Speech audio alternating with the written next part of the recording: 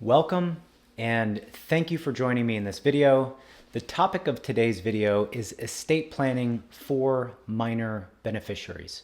My name is Fred Long. I'm a Pennsylvania estate planning attorney, and in this video we will focus primarily on putting together an estate plan for parents who have young children and they have to go through this process of thinking about what might happen if their children are left without parents, which can be a very difficult thing to think about. It can be a difficult area of estate planning to make decisions on because of the different factors that come up, and we'll dive into this in a little more detail.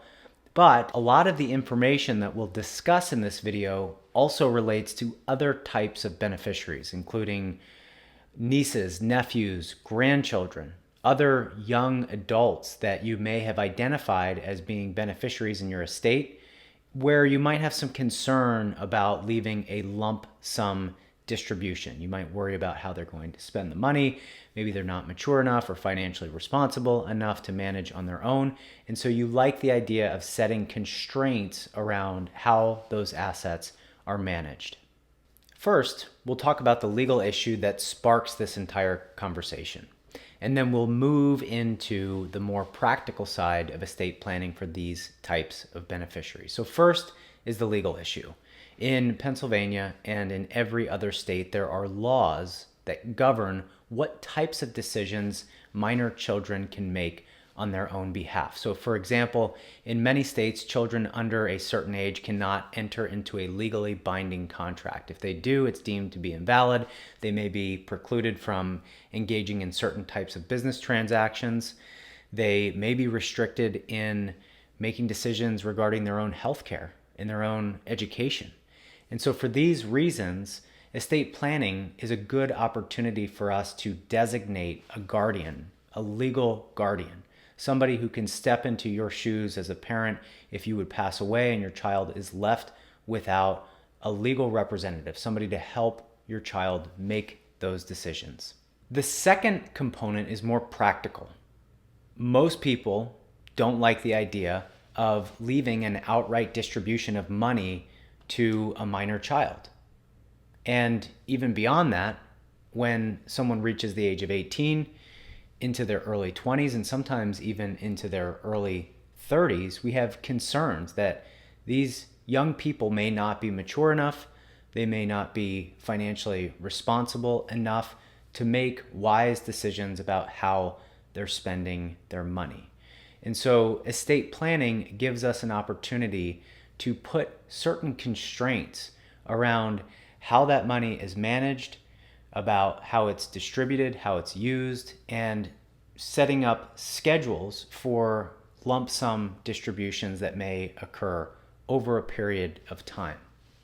Now we're going to take a step back and we're going to revisit the idea of naming a guardian, because there are two components now that we've talked about it. There's the guardian who's going to make the day-to-day decisions on behalf of the child, and then there's the second person, often in the form of a trustee, who's going to be managing money on behalf of the child, making distributions and making sure that the money is held for their benefit and managed properly.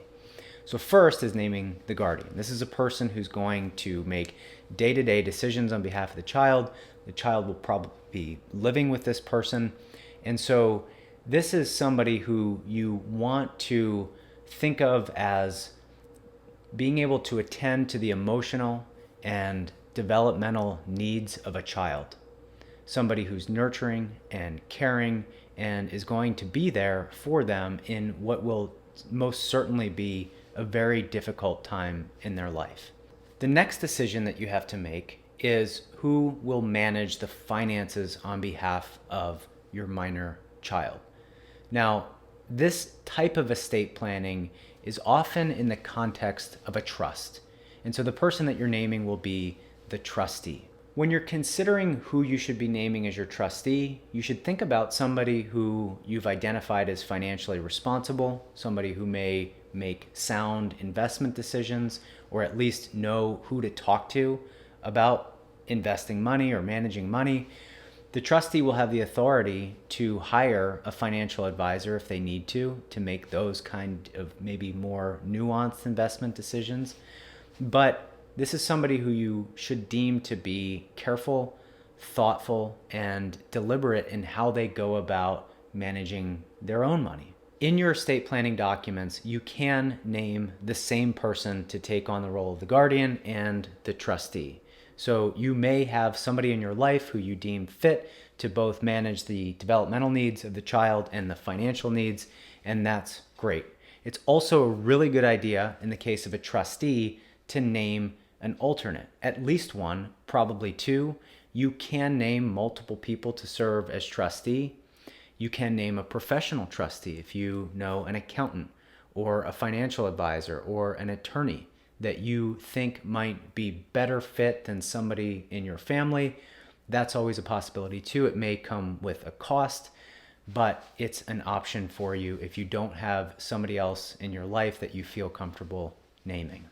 The last decision that you need to make in your estate planning documents, and again, this often comes in the form of a trust, is how these assets will be distributed to your minor child. So I'll give you the most common structure that we typically see or that we advise clients to set up, and that is that money will be held in the trust and managed on behalf of the child for their health, education, maintenance, and support. And at certain ages, we could call this a schedule or age designations, lump sum distributions will be made to the child. And usually these lump sum distributions only start after the age of 18. So for example, you may see a structure where first the money's held and managed throughout the duration of the trust for health, education, maintenance, and support. And at age 21, a third of the trust will be distributed. At age 25, another third of the trust will be distributed. And then at age 30, whatever's left in the trust is distributed outright to the child and the trust terminates. From that point, the child has complete control over the money and can do with it whatever they decide. I want to thank you for joining me in this video. I do want to acknowledge that we haven't touched on all of the different circumstances that may exist that might warrant some kind of a different structure. I'll just hit on a couple really quickly. So for example, you may have a special needs beneficiary. Additional planning would be required for that.